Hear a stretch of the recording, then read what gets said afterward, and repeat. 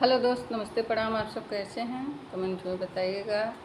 Sunita Singh official channel में आप सभी का स्वागत है दोस्तों। आइए, ढेर सारा प्यार दुलार आशीर्वाद दीजिए और ज़्यादा से ज़्यादा सपोर्ट करिए दोस्तों।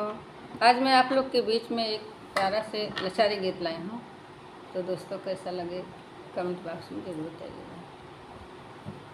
अरे लगले बाय हो तो हरे पे धियनवा, लगले बाय हो तो हरे पे धियनवा, लगले बाय हो तो हरे पे धियनवा, लगले बाय हो तो हरे पर धियनवा, लगले बाय हो तो हरे पे धियनवा। इसनो लगाईला पाउडर लगाईला, इसनो लगाईला पाउडर लगाईला, साटी ललम की टिकुलिया जो हल करीला, श्याम तो हरी डगरिया जो हल करीला, श्याम तो हरी डगरिया जो हल करीला, श्याम तो हरी डगरिया।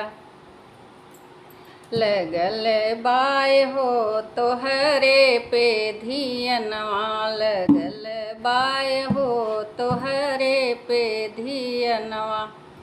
अरे साड़ी भी पहिरीला, साया भी पहिरीला, साड़ी भी पहिरीला, साया भी पहिरीला, पहिरीला गहर क चोलिया जो हल करीला, श्याम तो हरी डगरिया जो हल करीला, श्याम तो हरी डगरिया जो हल करीला, श्याम तो हरी डगरिया।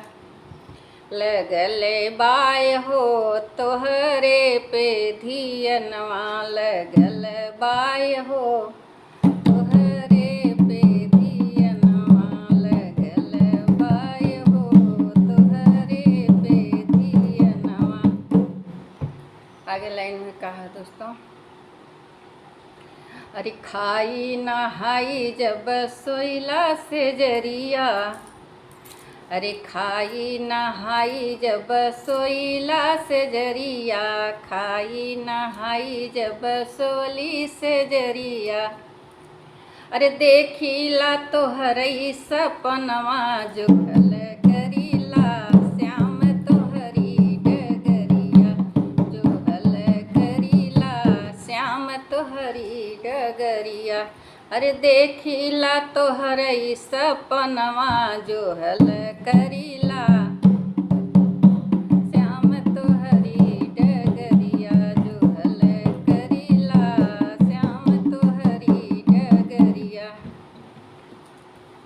तो दोस्तों, एक प्यारा से लचारी गीत आप लोग के बीच में मैं प्रस्तुत की है। आप लोग को कैसा लगा कमेंट बॉक्स में बताइएगा दोस्तों। फिर मिलोगे नेक्स्ट वीडियो में।